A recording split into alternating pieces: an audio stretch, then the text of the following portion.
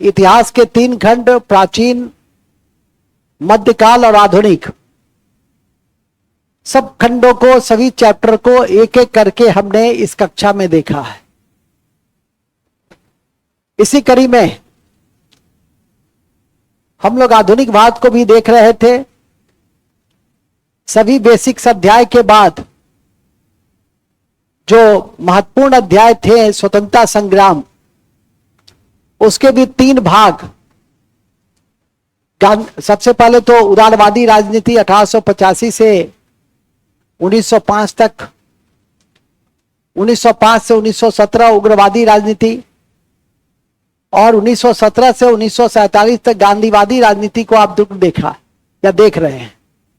गांधीवादी राजनीति का अंतिम केंद्र बिंदु में सबसे महत्वपूर्ण आंदोलन था भारत छोड़ो आंदोलन, जिसकी समीक्षा अगले कक्षा में होगी। आज हम लोग 1935 से 1936 से 1942 तक के घटनाओं को देखेंगे।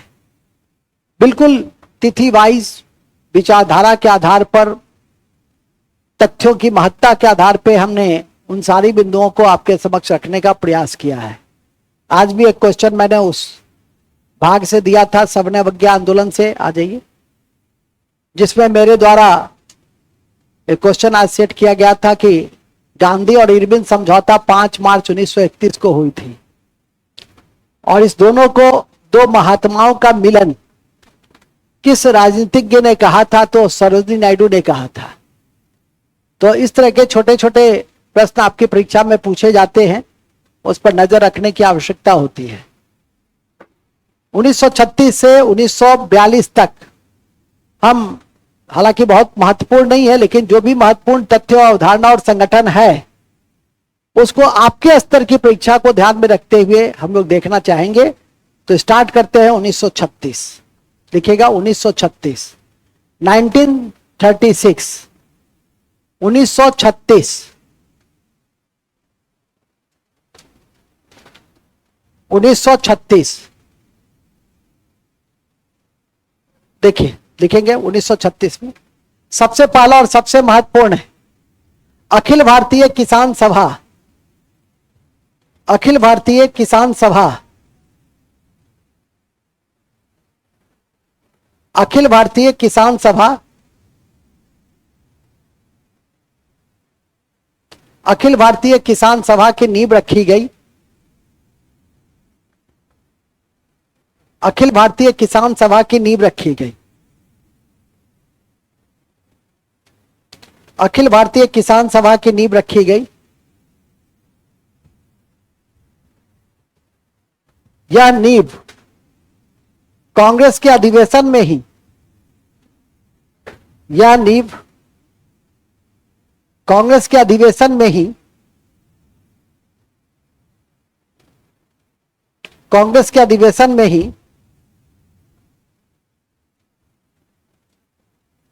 ब्रैकेट में लिखो लखनऊ अधिवेशन में,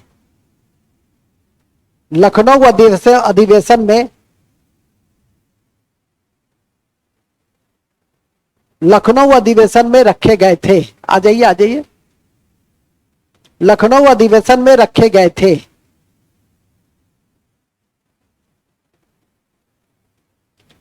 इस संगठन के अध्यक्ष, इस संगठन के अध्यक्ष, इस संगठन के अध्यक्ष सहजानंद सरस्वती थे। सहजानंद सरस्वती थे। सहजानंद सरस्वती थे। सहजानंद सरस्वती थे। सहजानंद सरस्वती थे, जिन्होंने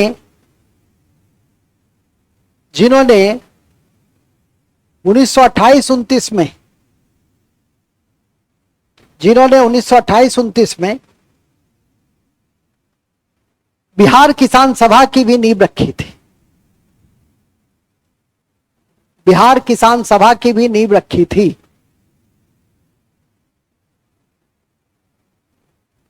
बिहार किसान सभा की भी नींव रखी थी।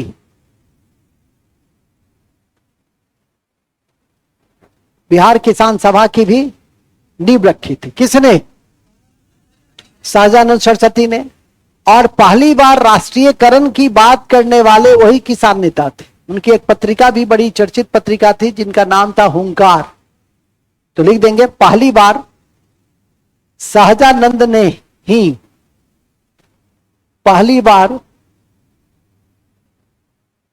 सहजानंद ने ही भूमि के राष्ट्रीयकरण, भूमि और जहाज के राष्ट्रीयकरण की बात की।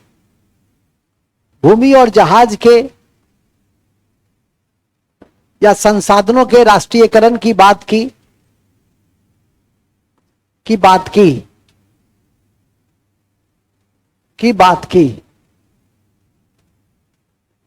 किसने किया? सहजानंद सरस्वती ने किया। ठीक है। इसी क्रम में उन्होंने हुंकार नामक पत्रिका का संपादन भी किया। इसी कड़ी में उन्होंने हुंकार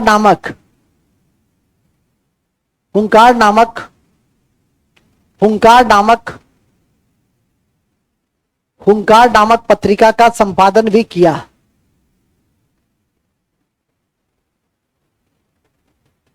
हुंकार नामक पत्रिका का संपादन भी किया।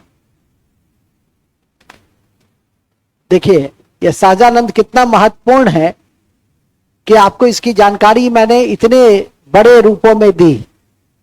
यहां तक कि बिहार की परीक्षा के दृष्टि से ही मैंने बताया कि बिहार किसान सभा की नींव किसने रखी थी, तो सहजानंद ने रखी थी। आज YouTube लाइव पर बिहार विशेष भी इतिहास का है। आप लोग के पास यदि चूंकि समय का अभाव रहता है, चूंकि इतना व्यस्तता रहती है आप लोगों को कि उसमें समय निकालना बहुत कठिन होता है, लेकिन समय मिले तो देखिएगा, आने की जरूरत नहीं है। ठीक है। हर कक्षा की अपनी अपनी सीमाएं होती हैं, ध्यान रखो। अपना ऑनलाइन जब दे ही देते हैं तो उसको कर लेना, मूल में आ जाइए। तो जैसा कि मैंने अभी आपको बताया कि 1929 में सहजानंद सरस्वती ने बिहार किसान सभा की, बिहार के भी सबसे बड़े किसान नेता थे, बिहार के एक बड़े किसान नेता थे जो असहयोग आंदोलन के दौरान उन्होंने नेतृत्व किया था आंदोलन का। उसका नाम था विद्यानंद।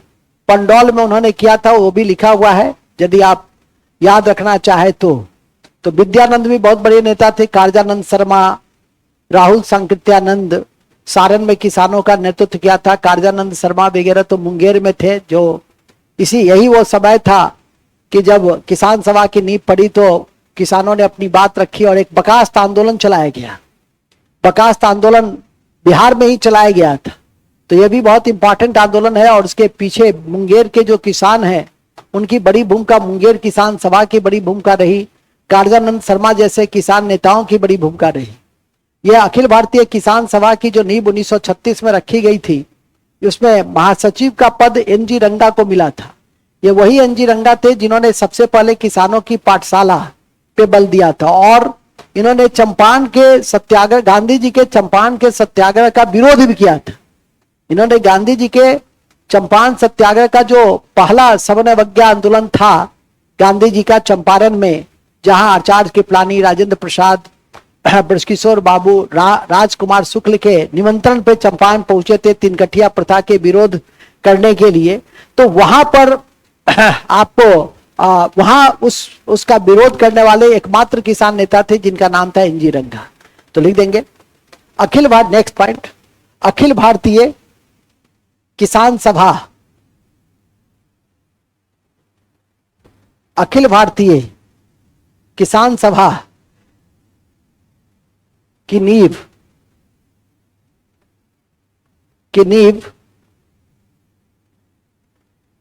अखिल भारतीय किसान सभा की नींव नहीं, अखिल भारतीय किसान सभा के महासचिव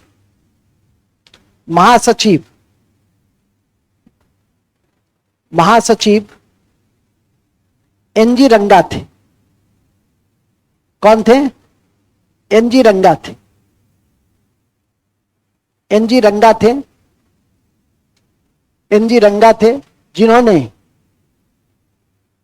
गांधी के चंपारण सत्याग्रह का विरोध भी किया था,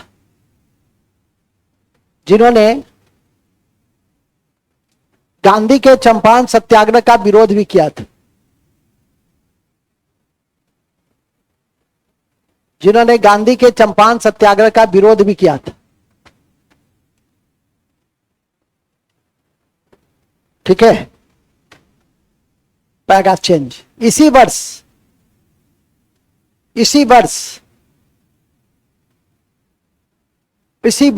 अखिल भारतीय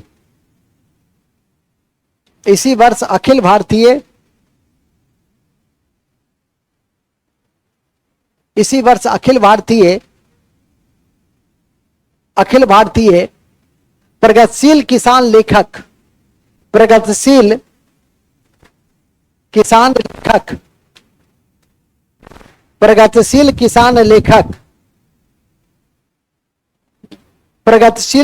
लेखक संघ की स्थापना हुई, जिसके अध्यक्ष प्रेमचंद को बनाया गया।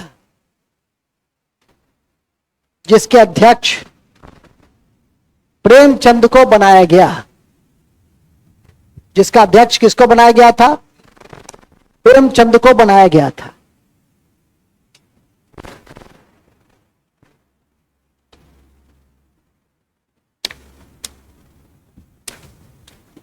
जिसके अध्यक्ष किसको बनाया गया था?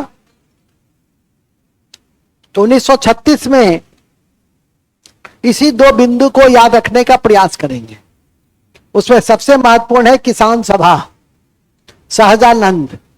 आपकी परीक्षा में तो यही पूछ लिया जाता है कि सहजानंद सरस्वती का संबंध किस आंदोलन से है। सिर्फ नाम याद रहेगा, किसान नेता याद रहेंगे तो आप बड़े आसानी से बना लेंगे। उसके बाद आता है 1937, तो लिखेंगे 1937। अब लिखिए 1937।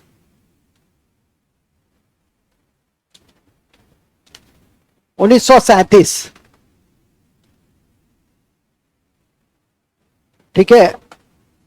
अरे तुमको वित्त आयोग नहीं याद रहता है तो तुम 37 नंबर कैसे ले आती हो? भगवान भरोसे बहुत छोटी हमको आज तक कभी तुम कोई क्वेश्चन का जवाब नहीं दी। नहीं ठीक है, अच्छा है, भाग्य अच्छा है, तुक्का है, लेकिन मतलब परफॉर्मेंस मास्टर साहब का मौखिक भी होता है नहीं, तो इसलिए थोड़ा सा मेहनत करो, मौखिक भी जवाब दिया करो। ठीक है, वो भी नहीं बताता है लेकिन दोनों इक्विवेलेंट नंबर लाया तो अगले दिन से टेस्ट में अलग अलग बैठना, सब पूछते हैं हम। ठीक है, और खैर चलो मूल में आ जाओ। मूल कहाँ है? हम लोग थे 1937। 1937 में दो बातें आपको याद रखनी है। एक बात याद रखनी है कि 1935 के एक्ट को लागू किया गया, तो लिखेंगे 1935 के एक्ट के प्रावधानों को लागू किया गया। 1935 के भारत सरकार अधिनियम के प्रावधानों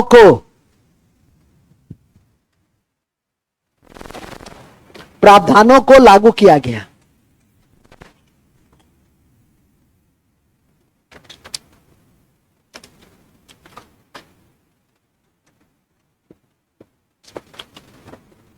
ठीक है,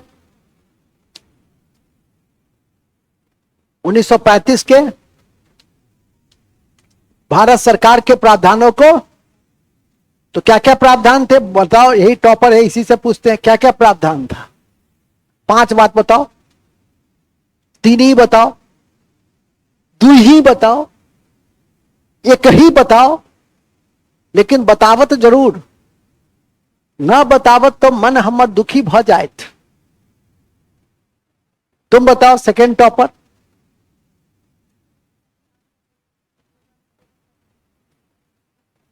वो तो ऐसा ही है, 1935 की विशेषता। अच्छा, मैनवार बर्मार को अलग कर दिया गया भारत से। और अच्छा, वो तो 1936 में हुआ था। हम 1935 के एक्ट का प्रावधान पूछ रहे हैं। चलो नेक्स्ट टॉपर विवेक बाबू।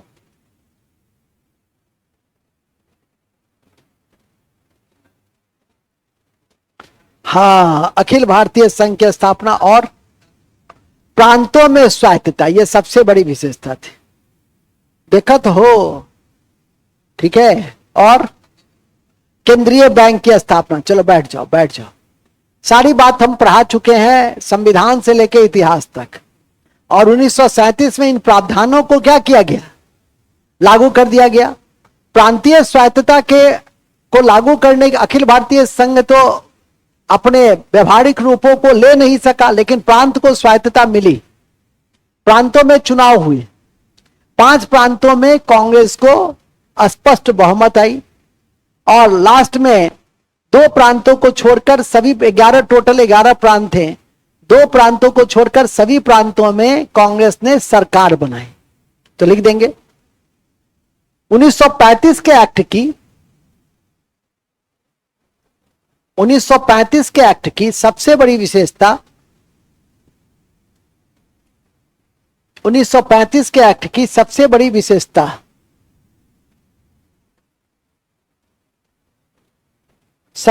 विशेषता प्रांत की स्वायत्तता थी। प्रांत की स्वायत्तता थी।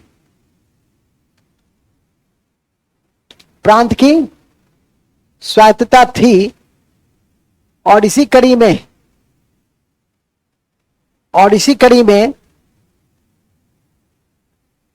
प्रांत में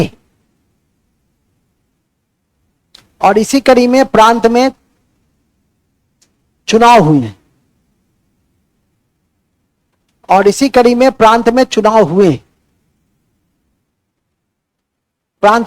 हुए। कांग्रेस को 5 प्रांतों में बहुमत मिली। कांग्रेस को 5 प्रांतों में बहुमत मिली। कांग्रेस को 5 प्रांतों में बहुमत मिली। कांग्रेस को 5 प्रांतों में बहुमत मिली। कांग्रेस को 5 प्रांतों में बहुमत मिली और 11 प्रांतों में से 2 को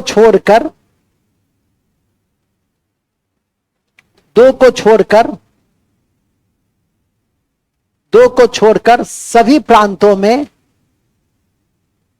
कांग्रेस की सरकार बनी।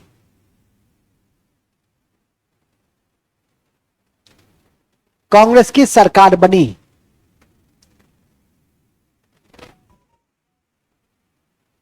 बंगाल में फजलुल हक के नेतृत्व में, बंगाल में कॉमा करके लिखेंगे, बंगाल में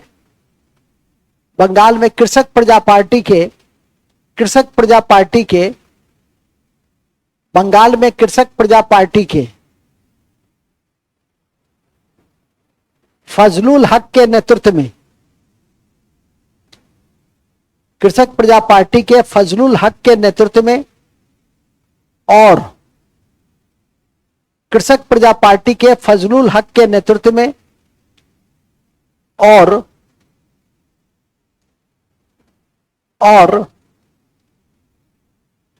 पंजाब में यूनियनिस्ट पार्टी के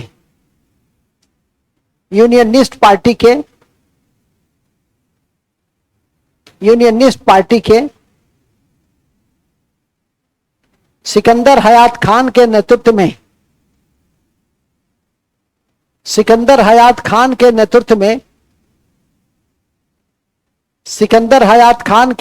में सरकार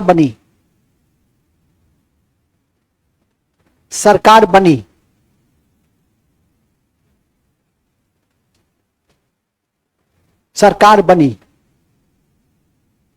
ठीक है। यह 1937 की सबसे बड़ी उपलब्धि है कि कांग्रेस ने चुनाव में हिस्सेदारी निभाई। प्रांतीय स्वायत्तता के दृष्टि से प्रांतों में चुनाव हुए। 2 प्रांतों को छोड़कर अंत में सभी प्रांतों में कांग्रेस ने सरकार बनाई, लेकिन शुरुआत में 5 प्रांतों में ही स्पष्ट बहुमत मिला था और 3 प्रांतों में सबसे बड़ी पार्टी के रूप में उभरे। फिर कालांतर में एक और, तो इस तरह से 9 राज्यों में कुल मिलाकर कांग्रेस ने सरकार बना ली, तो जो इंपॉर्टेंट है आपकी परीक्षा के दृष्टि से। दूसरा पॉइंट्स, इसकी सबसे बड़ी उपलब्धि क्या थी सरकार की? इस सरकार की सबसे बड़ी उपलब्धि यह थी कि मनोवैज्ञानिक उपलब्धि थी। जब हमारे नेताओं ने एक एग्जाम्पल सेट किया कि हम राजनीति में सेवा करने के दृष्टि से आए हैं, इसलिए न्यूनतम वेतन लेंगे 1 रुपया, ठीक है। उस समय में ही 500 रुपये फिक्स किए गए थे, 1937 में ही 500 रुपये फिक्स किए गए थे जनप्रतिनिधियों के लिए। लेकिन इन लोगों ने एग्जाम्पल सेट किया कि नहीं, मैं सेवा के उद्देश्य से हूं, 1 रुपया लूंगा। और दूसरा कि आज की नेताओं की तरह नहीं कि एसी में, सेकेंड एसी या फर्स्ट एसी में यदि उनको रिजर्वेशन नहीं मिला तो कोहराम मचा देंगे। उस समय के नेता तीसरे दर्जे में जाकर यात्रा करते थे, जबकि वो प्रथम दर्जे के लिए इंटाइटल हो चुके थे ब्रिटिश कानून के अनुसार, लेकिन न दूसरे दर्जे में जाते थे, वो तीसरे दर्जे में जाकर जो आम जनता की तकलीफ होती है, जो आज का जनरल बॉगी है, उस बॉगी में बैठ करके वो यात्राएं करते थे और जनता से कनेक्ट होते थे, ठीक है कि नहीं। इसलिए देखो देखो, हेलो, हाँ बेटा, कैसी है बेटा? ठीक है, फिट, अभी क्लास में ही है।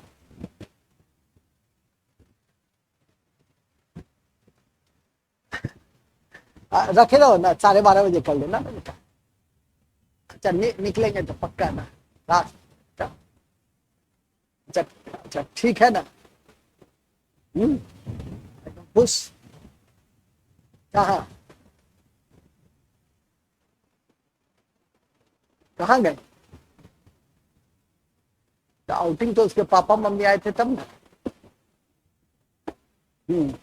हाँ आ रहे हैं ना, उनका तो अचानक, हाँ तो कहते पहले।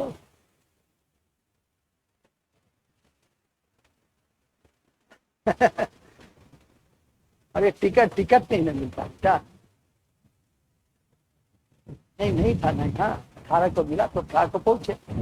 हाँ 18 को मिला बेटा। हाँ बोलो ना। हाँ ठीक है ना, एकदम पक्का। अच्छा पक्का। हम और माँ और अक्कू अमन। ठीक है ना। ओके ठीक है, अब तो खुश।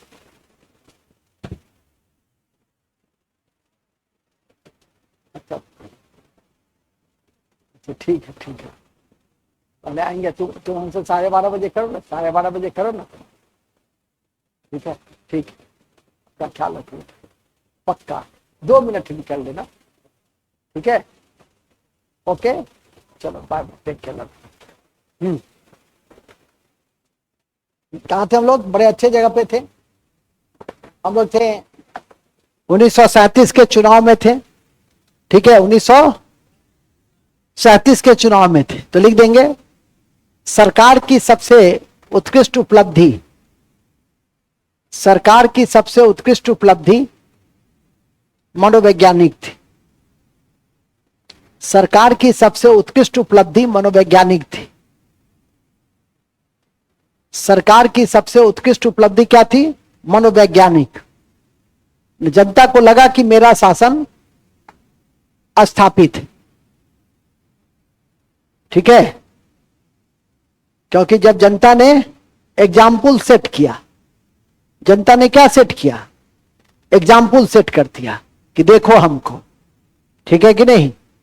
तो ये एक विशिष्ट उपलब्धि थी जिसको ध्यान में करके आपको रखना चाहिए। इसके अलावा 1937 के कॉन्टेक्स्ट में आपके दृष्टि से कोई भी चीज महत्वपूर्ण नहीं है। अब हाँ, यह याद रखिएगा कि यह जो हमारी सरकार थी वो 28 महीने की ही सरकार थी।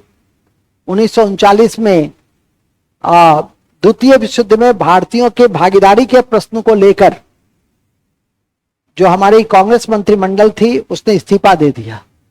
हालांकि बिहार के मंत्रिमंडल ने इस्तीफा दिया था राजनीतिक बंदियों के रिहाई को लेकर, दोनों में अंतर था।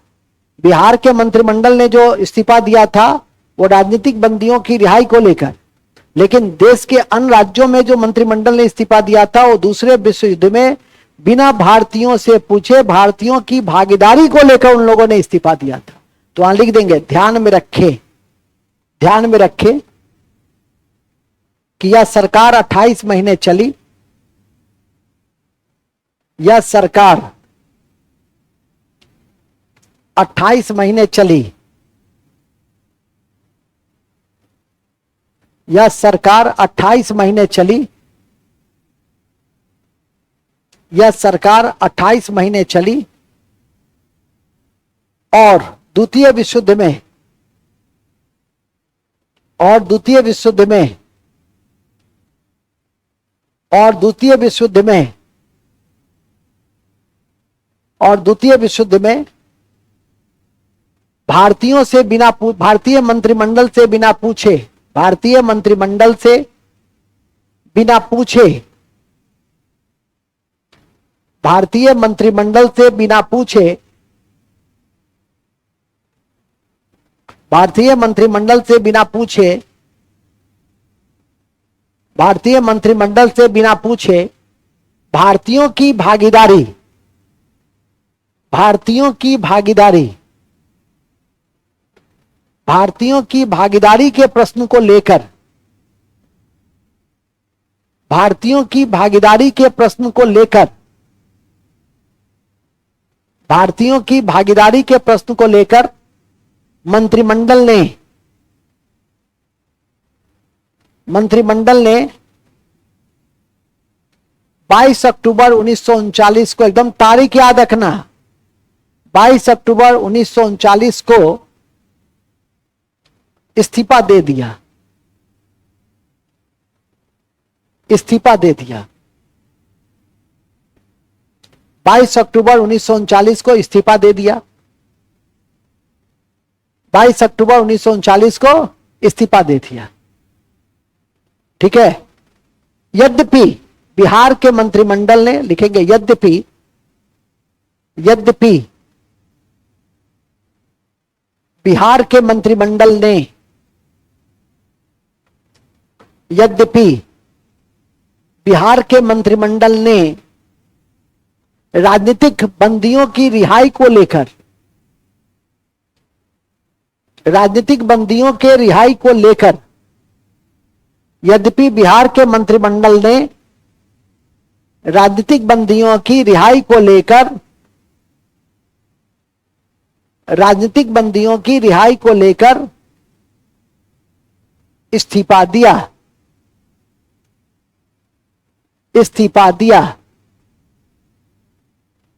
ठीक है, इस्तीफा दिया, अंडरलाइन कर दो। इसी खुशी में, नेक्स्ट पॉइंट, इसी खुशी में मुस्लिम लीग ने, इसी खुशी में, किस खुशी में, जब इस्तीफा दे दिया कांग्रेस मंत्रिमंडल ने, इसी खुशी में मुस्लिम लीग ने 22 दिसंबर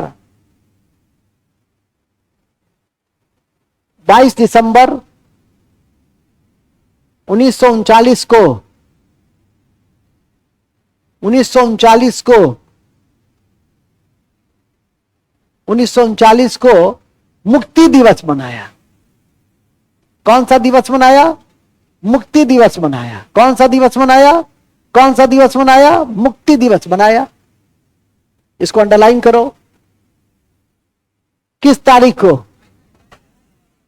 किस तारीख को और किस ईस्वी में, किस संगठन ने, क्यों मनाया? क्योंकि कांग्रेसी मंत्रिमंडल ने इस्तीफा दे दिया था और उन लोग का कहना था कि जो कांग्रेसी मंत्रिमंडल है वह मुसलमानों पे बहुत अत्याचार करती है। इसलिए 2 रिपोर्ट भी आई थी उस समय, एक पीरपुर रिपोर्ट और दूसरा शरीफ रिपोर्ट। ये दोनों रिपोर्ट का संबंध कांग्रेसी बड़े स्तर में अधिकारी का जब तैयारी करोगे तब ये सब बताते हैं लिखित रूप से, लेकिन मौखिक याद रखो यदि इतनी क्षमता, दिमागी क्षमता है तो पीरपुर और शरीफ रिपोर्ट का जो संबंध है वो कांग्रेस मंत्रिमंडल में मुसलमान के ऊपर हुए अत्याचार को लेकर, और मुस्लिम लीग ने यह रिपोर्ट को तैयार किया था। हालांकि ये सब बेकार की बातें थी, कांग्रेस का कहीं कोई ऐसा दृष्टिकोण नहीं था जैसे अभी वर्तमान में हल्ला कर दिया जाता है कि कानून का राज नहीं रहा। अरे चार आदमी कहीं पर बैठ के यदि कोई कारगुजारी कर रहा है, आपस में झगड़ा कर ले, इसमें राज्य क्या कर? राज्य का जो काम होता है कि राज्य के अपराधियों को राजनीतिक संरक्षण नहीं प्राप्त होना, कोई ऐसा संगठित गिरोह न होना जिसका संबंध राजनीति से हो। ठीक है, ये सब राज्य का अच्छी राजनीति का काम होता है कि राजनीति और अपराधियों के बीच में दूरी। ऐसा कहीं भी कोई भी सबूत अभी तक विगत कुछ वर्षों में, विगत 20 सालों में तो कहीं से भी नहीं द्रष्टव्य होता है। ठीक है कि नहीं? और जहां तक बात है कि इस तरह की घटनाएं, तो इस तरह की घटनाएं रोज किसी न किसी जिला में घटित होती ही। ठीक है कि नहीं? इस तरह के अपराध, चोरी के अपराध, किसी को लूटने का अपराध, ठीक है कि नहीं, ये सब अपराध को कोई भी पुलिस, हर कदम पे पुलिस नहीं रह सकती है। और अभी देखो कि कांवड़ी का चल रहा है तो वहां पर भी कुछ ना कुछ क्या होगा, वहां चोरी का अपराध ज्यादा होगा, पॉकेटमारी ज्यादा होगा। ठीक है, पुलिस सौकस रहती है, लेकिन हर आदमी के पीछे तो पुलिस लग नहीं सकती है। कुछ तो लोगों की अपनी भी, हालांकि अब बदल गया है, अब पॉकेटमारी वगैरह ज्यादा नहीं हो पाता है क्योंकि अब तो लोग एटीएम और उसका रुपए कार्ड का इस्तेमाल करते हैं, ऑनलाइन का इस्तेमाल करते हैं, तो अब इस तरह के अपराध कम हो गए हैं। लेकिन पहले इस तरह के अपराध खूब होते थे कि देखियो ना, जा रहे चलो हाँ बस में पॉकेट मार लेलक, 2000 रुपया निकाल लेलक। ठीक है कि नहीं? तुम्हारा भी निकला था? कहती है यस सर। ठीक है कि नहीं? तो इस तरह के अपराध पहले होते थे। खैर चलिए अभी मूल में आ जाइए। 1939 मुक्ति दिवस, ठीक है कि नहीं? 1939 किस तारीख को? किस तारीख को?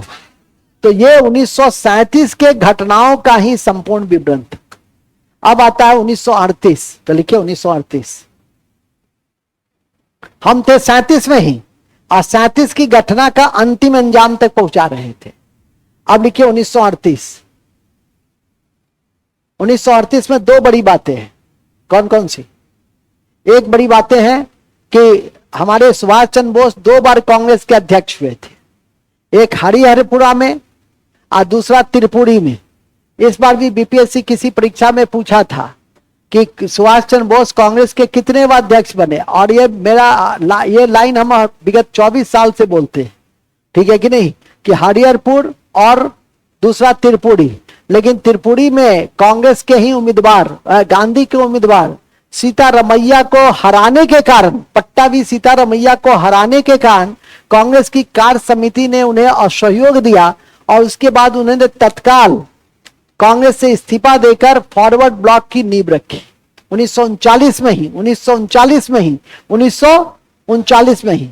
और फिर राजेंद्र प्रसाद को कांग्रेस का अध्यक्ष बनाया गया, और फिर राजेंद्र प्रसाद को कांग्रेस का अध्यक्ष बनाया गया। तो लिखिए 1938 में कांग्रेस का अधिवेशन हरिहरपुर में हुआ। हरिहरपुर में हुआ कांग्रेस का अधिवेशन, हरिहरपुर में हुआ। हरिहरपुर में हुआ।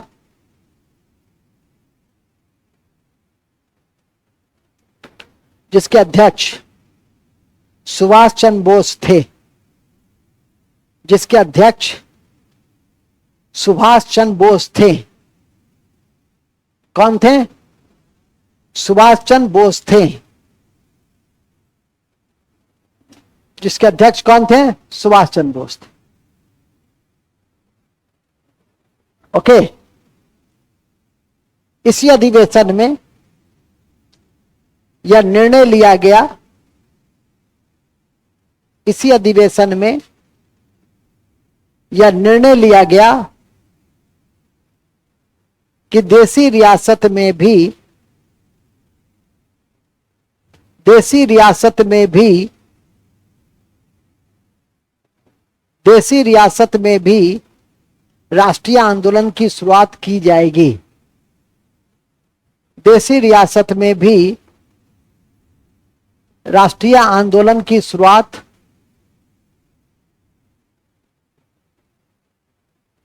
राष्ट्रीय आंदोलन की शुरुआत की जाएगी।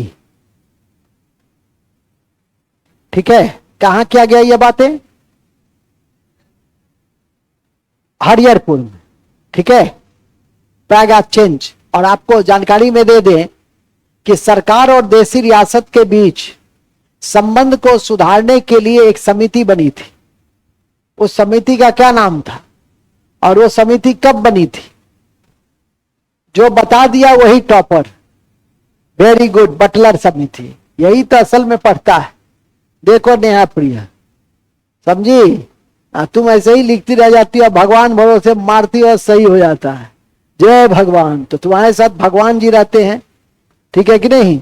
तो तुक्का मत ज्यादा मारो, अच्छा खेलिएगा, क्लासिकल मैनर में खेलिएगा तो हमेशा रन बनाइएगा। हूं के खेलिएगा तो कभी कभार हरभजन सिंह जैसा छक्का मार दीजिएगा, लह गया तो 30-40 रन बना दीजिएगा। तो ऐसा काम मत कीजिए, अच्छे से पढ़िए, रोज परफॉर्मेंस कीजिए, मौखिक और लिखित दोनों। कॉपी के ऊपर में लिख दो, बटलर समिति का संबंध, बटलर समिति का संबंध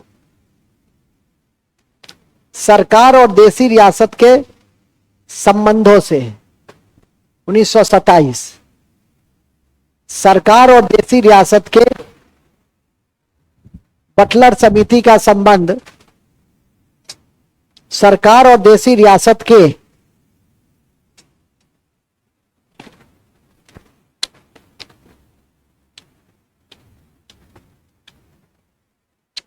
सरकार और देशी रियासत के संबंधों से। कौन सी समिति? कौन सी समिति? बटलर समिति। ठीक है, चलिए नीचे आइए। 1938 में एक और बड़ी महत्वपूर्ण बातें थी कि सुभाष चंद्र बोस के मार्गदर्शन में और जवाहरलाल नेहरू की अध्यक्षता में राष्ट्रीय आयोजन समिति की नींव पड़ी थी। और यह भी आपकी परीक्षा के दृष्टि से महत्वपूर्ण है, तो लिख देंगे। 1938 में सुभाष चंद्र बोस के मार्गदर्शन में, सुभाष चंद्र बोस के मार्गदर्शन में, सुभाष चंद्र बोस के मार्गदर्शन में 3:30 बज गया जी। कौन घड़ी लगाए हुए है?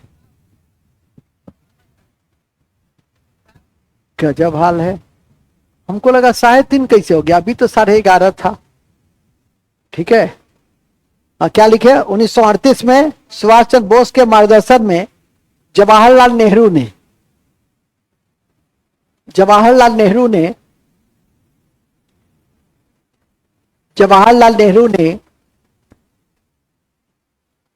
ने या जवाहरलाल नेहरू के नेतृत्व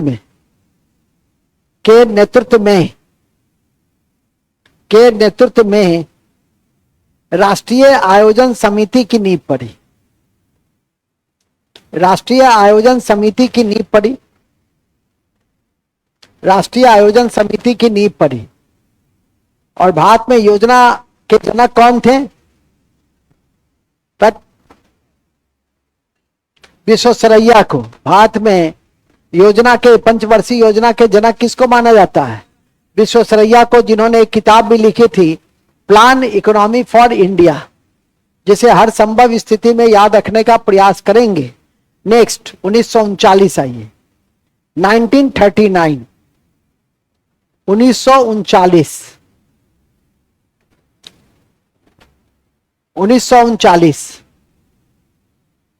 1939 में तो सबसे पहले तो याद रखना है कि द्वितीय विश्व युद्ध का आरंभ हुआ।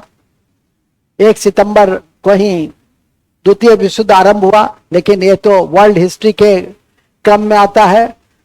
और द्वितीय विश्व युद्ध के आरंभ होने के साथ ही जो वुड्रो विल्सन ने लीग ऑफ नेशन की नींव रखी थी 1920 में, अमेरिका के ही सहायता से, लेकिन अमेरिका स्वयं उसका सदस्य नहीं बना था लीग ऑफ नेशन का।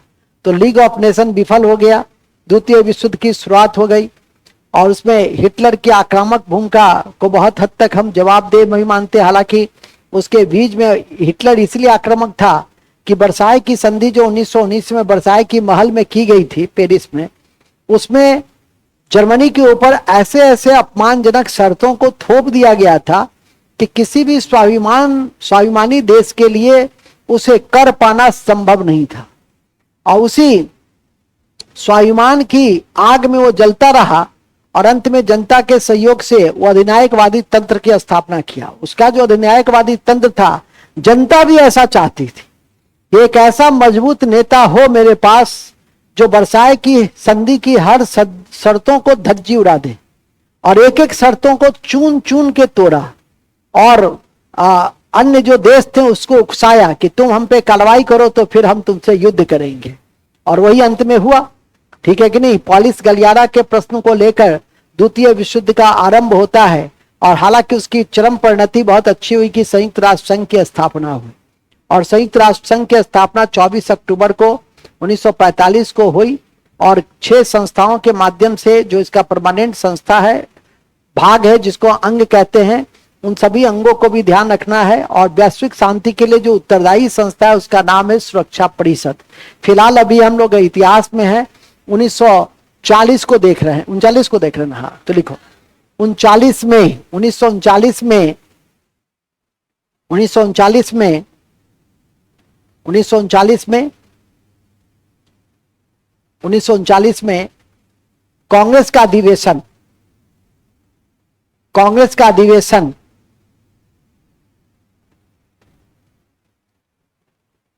त्रिपुरी जबलपुर में हुआ। त्रिपुरी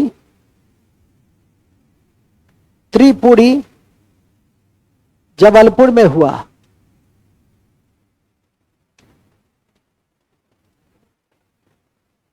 त्रिपुरी जबलपुर में हुआ। त्रिपुरी जबलपुर में हुआ, ठीक है, त्रिपुरी जबलपुर में हुआ, जिसके अध्यक्ष सुभाष चंद्र बोस, जिसके अध्यक्ष सुभाष चंद्र बोस दूसरी बार बनाए गए, जिसके अध्यक्ष सुभाष चंद्र बोस दूसरी बार बनाए गए,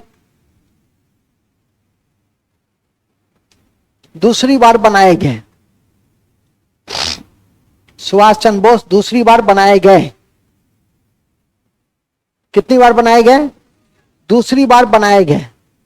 लेकिन वे लिखे, लेकिन इस अधिवेशन में सुभाष ने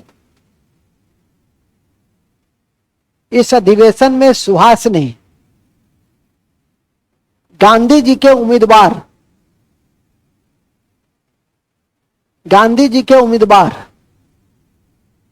और कांग्रेस के आधिकारिक इतिहासकार और कांग्रेस के आधिकारिक इतिहासकार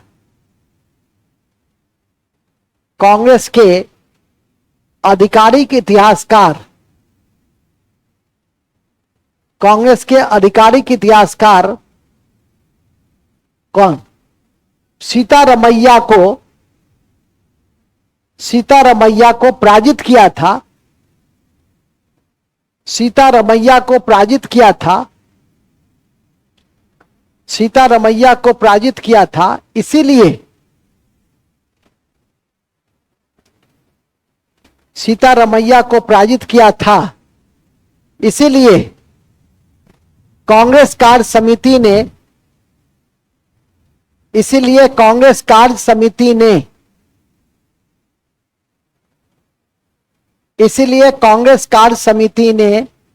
असहयोगपूर्ण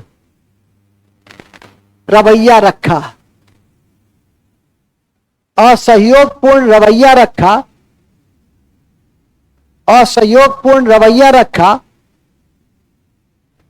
जिससे बाध्य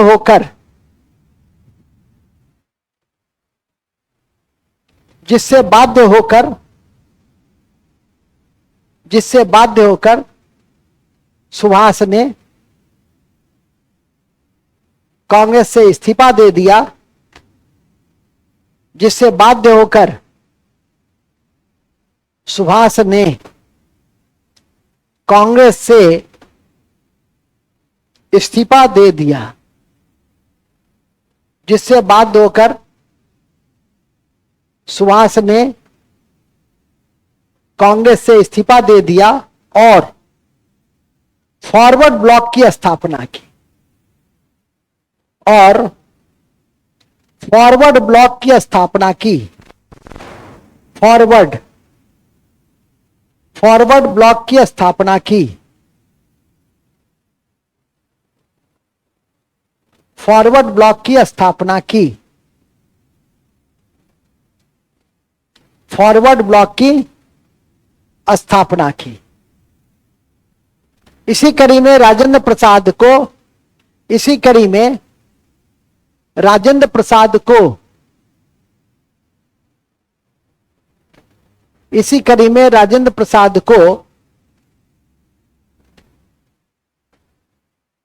कड़ी में राजेंद्र प्रसाद को कांग्रेस का अध्यक्ष बनाया गया। इसी कड़ी में राजेंद्र प्रसाद को कांग्रेस का अध्यक्ष बनाया गया। कांग्रेस का अध्यक्ष बनाया गया। किसको? नेक्स्ट लास्ट 1939 में ही 1939 में ही जवाहरलाल नेहरू ने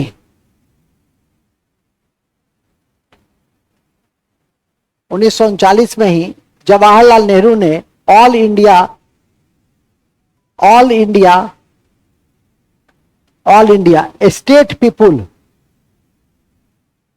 इंडिया स्टेट पीपुल कॉन्फ्रेंस की नींव डाली। ऑल इंडिया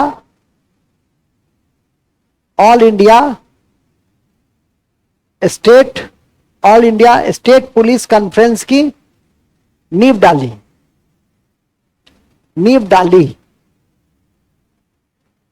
टिक लगा देना 1939 में, और नोट में लिख देना राजेंद्र प्रसाद ने इंडिया डिवाइडेड नामक किताब लिखी थी। राजेंद्र प्रसाद ने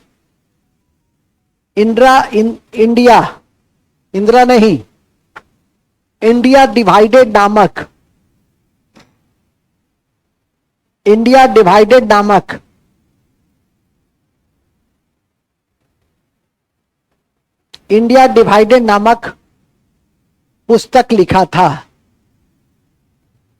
कौन लिखा था इंडिया डिवाइडेड नामक पुस्तक? राजेंद्र प्रसाद। ठीक है। लास्ट 1940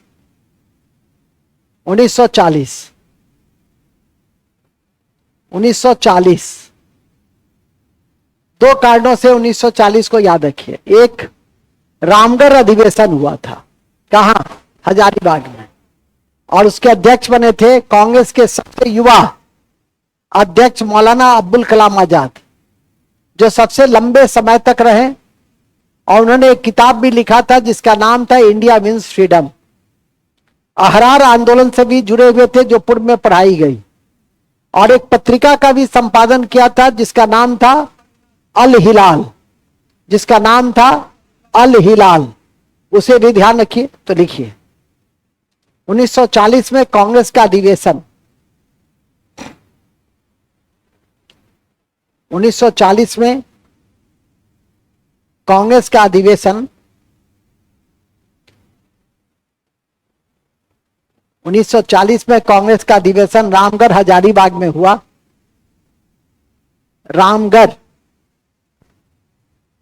रामगढ़ हजारीबाग में हुआ। रामगढ़ हजारीबाग में हुआ, जहां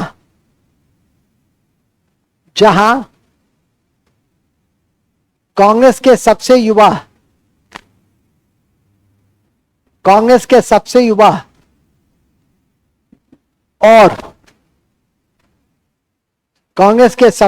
और सबसे लंबे समय तक अध्यक्ष रहने वाले और सबसे लंबे समय तक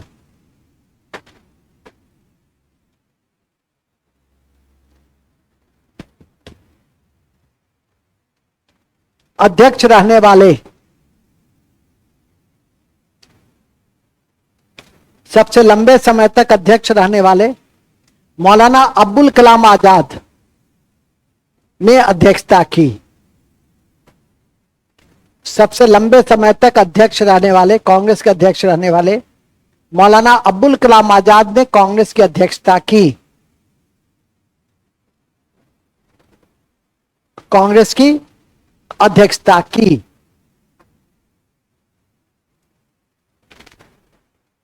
ठीक है, याद रखिएगा, स्वतंत्र भारत के प्रथम शिक्षा मंत्री और इंडिया मीन्स फ्रीडम के लेखक। ये किताब आज भी समसामयिक है, आज भी आपकी परीक्षा में पूछे जाते हैं, तो ध्यान नजर रखें। इसी कड़ी में 1940 में एक पॉलिटिकल चिन्ह से जुड़ी हुई घटना है कि जब द्वितीय विश्व युद्ध में ब्रिटेन के गुट जब लगातार पराजय का सामना करना पड़ रहा था, तो उस दबाव में भारत में भारतीयों के सहयोग को प्राप्त करने के लिए लिलिथगो ने एक प्रस्ताव लाया था जिसका नाम था अगस्त प्रस्ताव। और यह प्रस्ताव काफी इंपॉर्टेंट है कि किसके द्वारा लाया गया था, तो लिलिथगो ने। तो लिख दीजिएगा, द्वितीय विश्व युद्ध के समय, द्वितीय विश्व युद्ध के समय भारतीयों के सहयोग को प्राप्त करने के लिए, भारतीयों के सहयोग को प्राप्त करने के लिए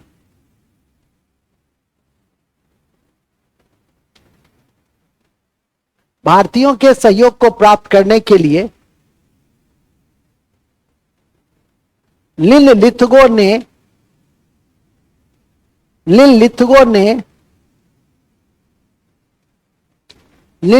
ने अगस्त प्रस्ताव लाया। लिलिथगो ने अगस्त प्रस्ताव लाया। लिलिथगो ने अगस्त प्रस्ताव लाया।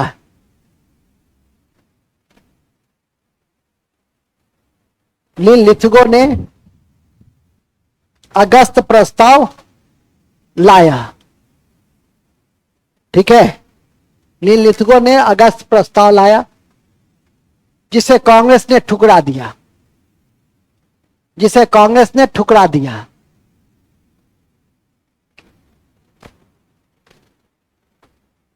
जिसे कांग्रेस ने ठुकरा दिया।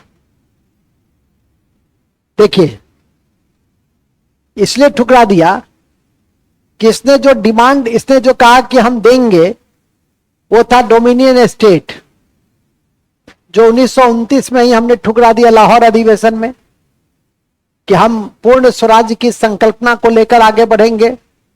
अब हमें पूर्ण स्वाधीनता चाहिए, औपनिवेशिक स्वशासन नहीं चाहिए कि ब्रिटिश सरकार रहे उसके भीतर स्वशासन हमें नहीं चाहिए। तो यह मांग को हमने ऐसे ही ठुकरा दिया। दूसरा था युद्ध के बाद प्रतिनिधि मूलक संविधान निर्माती संस्था। युद्ध के समय कुछ नहीं, युद्ध के बाद तुम्हारे वादों पर क्या भरोसा कि जब तुम पहले भी वादों को ठुकराते रहे हो। तीसरा, वायसराय की कार्यकारिणी में भारतीयों की संख्या में वृद्धि। ये कोई बहुत लाभ का विषय नहीं था कांग्रेस के लिए। और लास्ट था युद्ध सलाहकारी परिषद का गठन। इससे लाभ किसको मिलता? मित्रगुट ब्रिटेन को ही मिलता। ऐसी स्थिति में इन्होंने दरवाजे पे जरी जंग लगी कील बताया इस प्रस्ताव को। तो बड़े स्तर में इस चारों पॉइंट्स को याद रखना है कि war advisory council, dominion state, Indian participation in viceroy executive council और संविधान निर्मात्री सभा, कॉन्स्टिट्यूशनल असेंबली। लेकिन कॉन्स्टिट्यूशनल असेंबली की स्पष्ट व्याख्या जो निर्वाचन के आधार पर होगा वह कैबिनेट मिशन योजना में ही 1946 में की गई थी। अभी तक ऐसे ही चल रहा था कि किसकी वो नहीं होता, कुछ कुछ दे करके हम उसको अपनी ओर आकृष्ट करके रखे। तो यही था इसका उद्देश्य। इसलिए अगस्त प्रस्ताव को कांग्रेस ने ठुकरा दिया। मुस्लिम लीग ने तो इसलिए ठुकराया कि उसमें पृथक राष्ट्र की मांग पर कोई विचार नहीं किया। जाग जाओ, जागो मोहन जागो, मोहन जाग जाओ, तुम्ही को कह रहे हैं। हाँ हाँ, जागो मोहन जागो। ठीक है, थक गए, बस इतनी ही देर में थक गए। तुम तो पढ़ रहे हो, हम तो पढ़ा रहे हैं। बात समझा कि नहीं समझा? अब फिर अगला कुछ घंटों के अंदर ही नेक्स्ट क्लास है शाम तक। क्या यार जवानी है, बेकार है ये जवानी तुम लोग का। ठीक है, जवानी तो ऐसी हो कि आग लगनी चाहिए। जी सर, तुम्हारे अंदर जवानी है, पीठा पेट एक है, कहता है यस सर, यस सर, सब चीज में कहेगा यस सर। चलिए आगे चलिए। खैर, कहा थे हम लोग, बड़े अच्छे जगह पे थे हम लोग। मुस्लिम लीग नहीं, हम लोग थे अगस्त प्रस्ताव। तो अगस्त प्रस्ताव को ठुकरा दिया। और याद रखिएगा 1940 में मुस्लिम लीग का अधिवेशन हुआ था, और उसी अधिवेशन में लाहौर में ही हुआ था, और उस अधिवेशन में 2 राष्ट्रवाद की मांग की गई थी। तो लिख देंगे नेक्स्ट पॉइंट लास्ट। 1940 में ही मुस्लिम लीग का लाहौर में अधिवेशन हुआ था 23 मार्च 1940 को। 23 मार्च 1940 को मुस्लिम लीग का लाहौर में अधिवेशन हुआ था। मुस्लिम लीग का लाहौर में अधिवेशन हुआ था।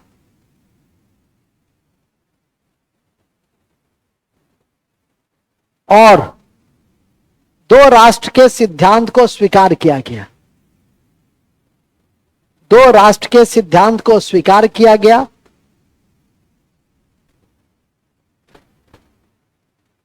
दो राष्ट्र के सिद्धांत को स्वीकार किया गया लाहौर मुस्लिम लीग के अधिवेशन में।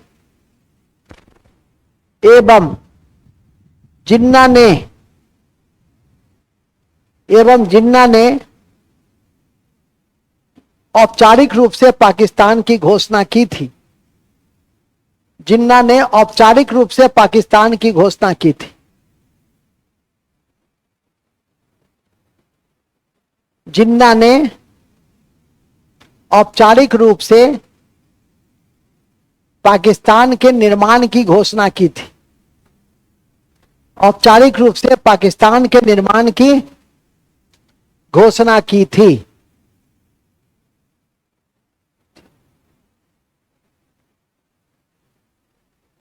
इस पाकिस्तान के प्रस्ताव का प्रारूप लिखेंगे, ध्यान रखें कि पाकिस्तान के प्रस्ताव का प्रारूप, ध्यान रखें कि पाकिस्तान के प्रस्ताव का प्रारूप, पाकिस्तान के प्रस्ताव का प्रारूप सिकंदर हयात खान ने, कौन थे सिकंदर हयात खान? पंजाब में यूनियनिस्ट पार्टी के नेता थे, अभी जस्ट आपने पढ़ा था। प्रारूप सिकंदर हयात खान ने, कॉमा, प्रस्तुतकर्ता फजलुल हक, प्रस्तुतकर्ता फजलुल हक साहब थे। और इसका समर्थन, और इस प्रारूप का समर्थन, और इस प्रारूप का समर्थन, और इस प्रारूप का समर्थन खली कुजम्मा ने किया था। खली कुजम्मा ने किया था। और इस प्रारूप का समर्थन खली कुजम्मा ने किया था। खली कुजम्मा ने किया था। ठीक है, तो यह थी हमारी 1940 तक के भारतीय स्वतंत्रता संग्राम का इतिहास। 1941 में कांग्रेस का कोई अधिवेशन नहीं हुआ। कोई राष्ट्रीय घटना महत्वपूर्ण नहीं है जिसको आप जान सके। और अगला सत्र मेरा 1942 से 1947 तक होगा, जो आजादी दिलाएगा।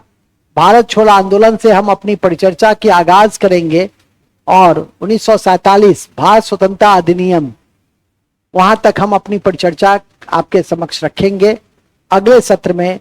तब तक के लिए शुभ दिवस, good day, thank you very much, जय हिंद। इन सभी बिंदुओं को घर पे जाके एक बार पुनः, चूंकि तथ्यों से भरी हुई आज की कक्षा है, तो थोड़ा सा आप इस पर नजर रखेंगे तो आपके लिए अच्छा रहेगा। नहीं तो 22 दिसंबर चला जाएगा 23 अक्टूबर में, और 23 अक्टूबर चला जाएगा 23 मार्च में। ठीक है, तो याद रखिएगा 23 मार्च 1940 कांग्रेस का मुस्लिम लीग का लाहौर अधिवेशन, जिसमें पाकिस्तान की औपचारिक घोषणा हुई थी। एक एक तथ्य आपकी परीक्षा की दृष्टि से अति महत्वपूर्ण है। Good day, thank you very much, बहुत बहुत धन्यवाद।